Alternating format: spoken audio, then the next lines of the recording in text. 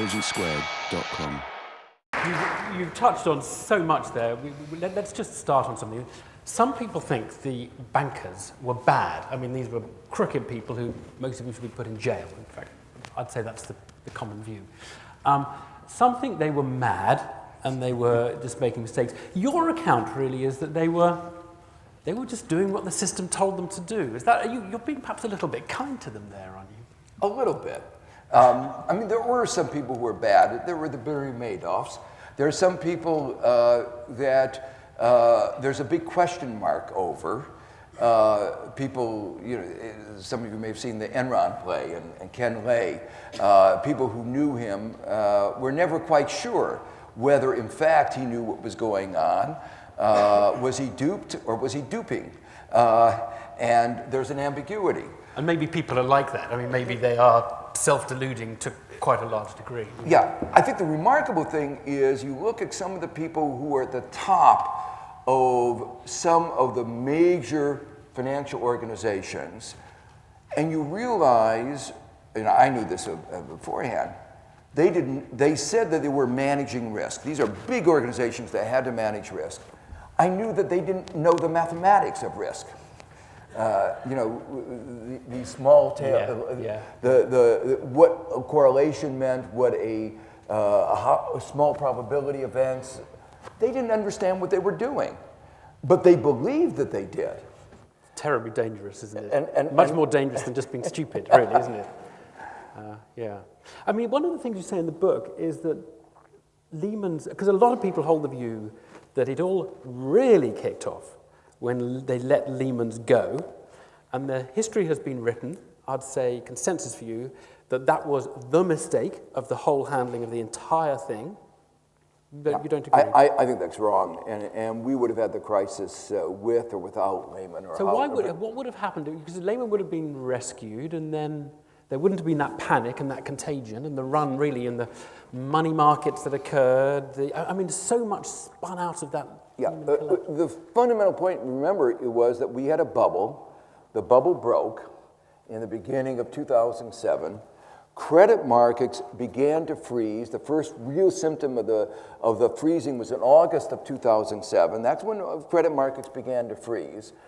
Bear Stearns was the consequence of that. At the time Bear Stearns went down, everybody said, at least in New York, not everybody, but said Lehman Brothers is next. It was common knowledge. I can't believe that it took Paulson and Bernanke by surprise, but they give this thing, we were surprised. Well, everybody saw it coming. Assumed that they had saved Lehman Brothers.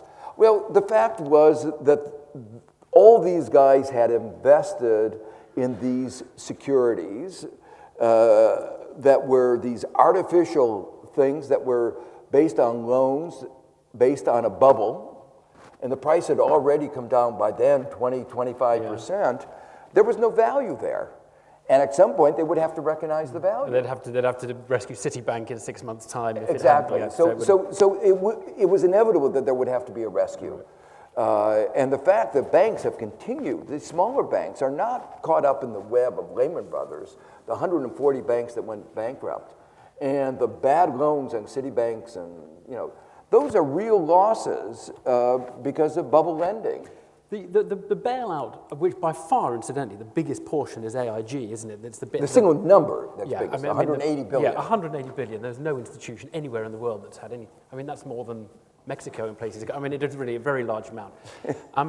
Do you think the American taxpayer has been ripped off, in essence, by the bailout? I mean, is it the case that they have borne the losses and the bankers bear the profits? Yeah. No, American taxpayer, very clear, got cheated very badly. And, one of the, when the crisis started, I had seen a lot of crises in emerging markets. And the typical pattern in the chaos of a crisis, the bankers who caused the crisis then steal money massively because people aren't noticing that. And I said, oh God, this is going to happen again in the United States. I hoped that we had better institutions, but what it turned out is that we had better mechanisms for theft. So what happened, and as I was beginning to worry about that, my suspicions were confirmed when the Secretary of Treasury went to Congress with was it a 3 or 5 page bill that said, give me a blank check for $700 billion. Don't ask me what I'm going to do with that. But I don't want any congressional review and no judicial oversight. When somebody says, I don't want any congressional review and no judicial oversight, that's saying theft. And at the World Bank, if we had seen a bill like that, we would have said, no aid, we would have cut them off right away. Well, the good aspect of this is that Congress at first rejected it. So you were cheering when Congress rejected it because the rest of the world had head in hands and saying, what are these I thought it was the right thing. And then what they did is, well, I'll come back to what they did is they bribed the congressman. They had an auction. And they asked, how much do we have to pay each congressman to get you to vote? They needed 15 votes. And no one said our congressmen are bought cheaply. It cost $150 billion to buy those 15 votes. Are you making this up? Or is No, this is real. This was not checks you gave them. No, I understand. So these are payoffs to their constituents. Some constituent wants a racing track in his district, and some constituent wants a tax break for his particular constituents. And there were 150 billion of these payoffs, and they got the votes that they needed.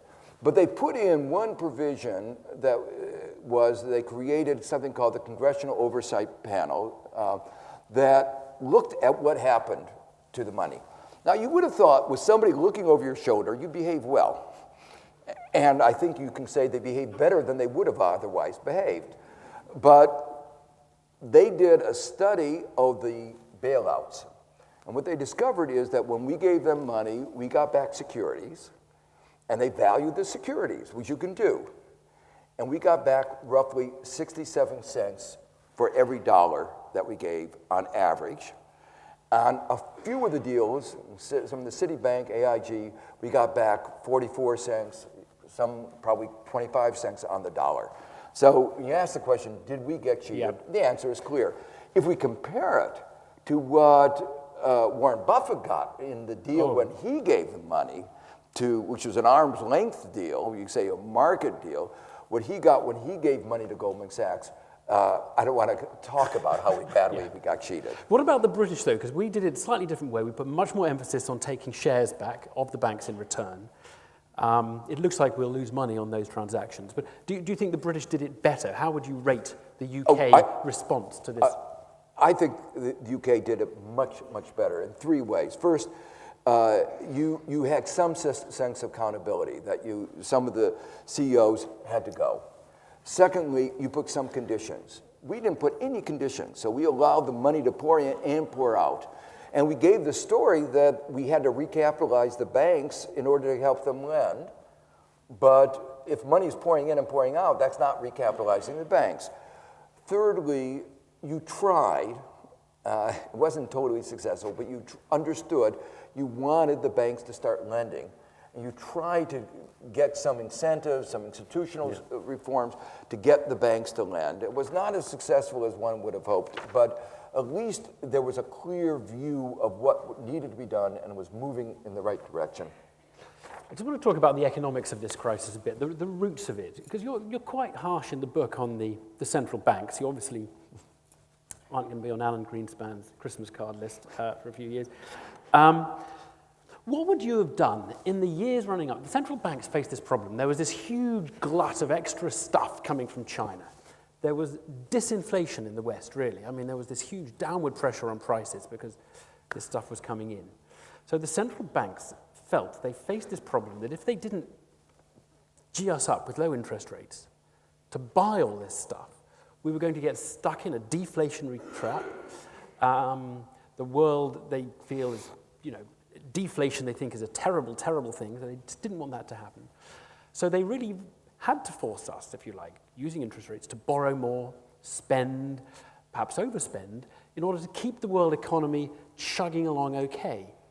Now, you see, you would say, well, it led to a boom and inflated asset prices and the housing bubble and all of that, but you can sort of see why it was difficult for them for those years, can't you? See, my complaint about the central banks is not that interest rates were low, but that they didn't do the job of regulation and looking at the structure of the financial system.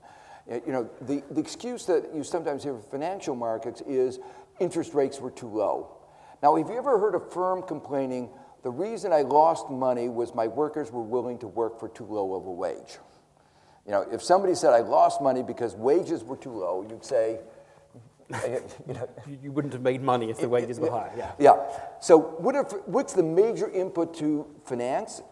It's capital. And lowering the cost of capital should be a good thing.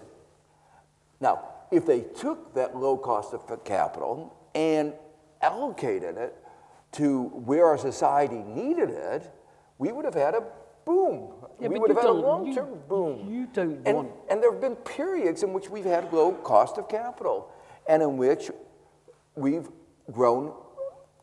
You've invested it sensibly rather than puffed up a housing bubble. Exactly. But you don't want... And there was one difference between that period and this period.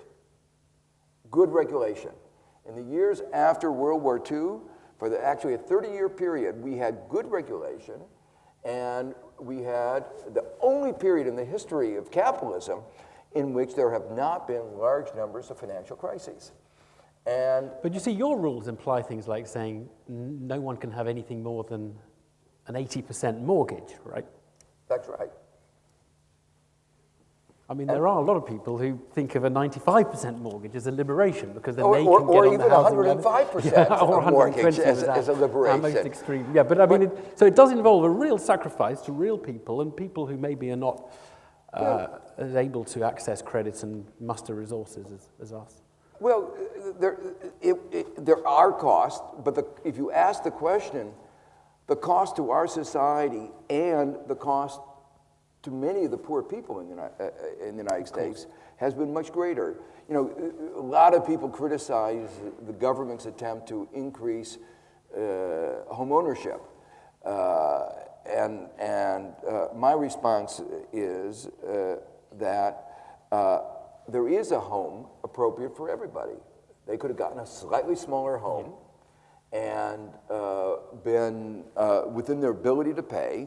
And the result of what we did is that home ownership now is lower than it was before this episode began. So from a social point of view, it didn't work. And meanwhile, these people have lost their dreams and all their savings.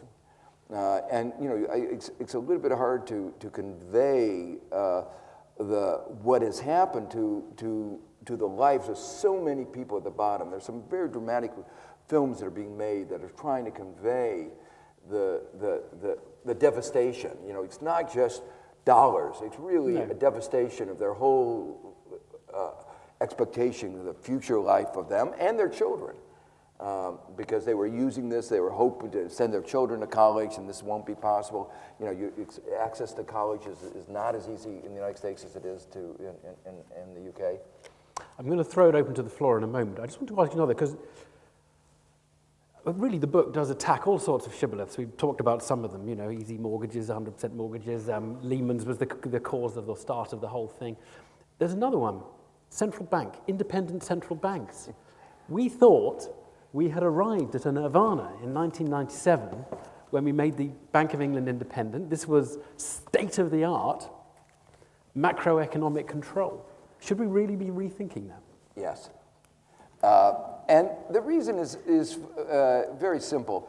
When you said independent, the question was independent of whom? And what happened in the United States, our central bank was captured. It was captured by those in the financial market. In 1994, Congress gave the Federal Reserve the right to regulate the mortgage market.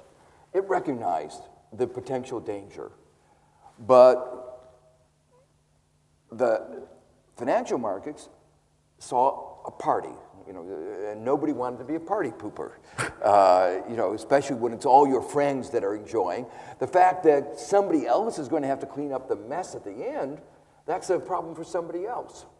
And what you saw was the extent to which people like Greenspan and Bernanke got caught up in the ideology of the financial market. Cognitive capture. They just enter the same mindset. Capture. Yeah, they're not no brown envelopes. No, of course. No, this was really cognitive But capture. interestingly, you see our central bank governor, Mervyn King, I mean, he didn't have the mortgage market to regulate, and he made all the same decisions, really, didn't he? I mean, it's very hard to pinpoint any one country or one regulatory system or one kind of institution that succumbed to the temptations of these mistakes, because they all did everywhere. The Germans, the Japanese, the French, the British, everybody made the same mistake. So it can't just be, brutal American capitalism that was at fault here.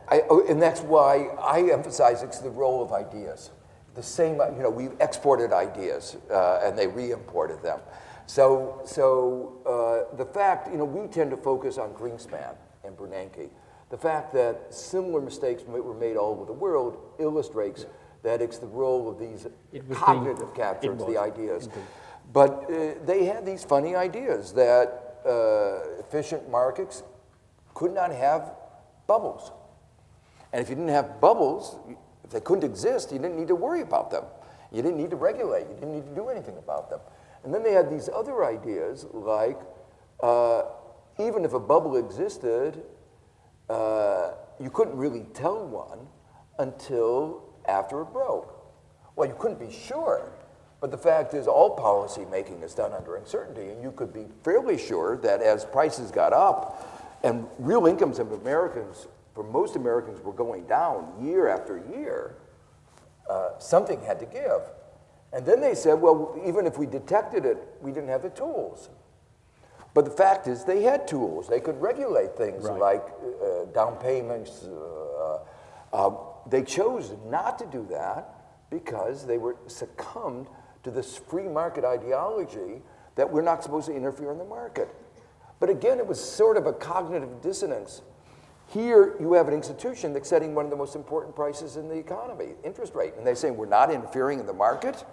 They didn't understand what they were doing.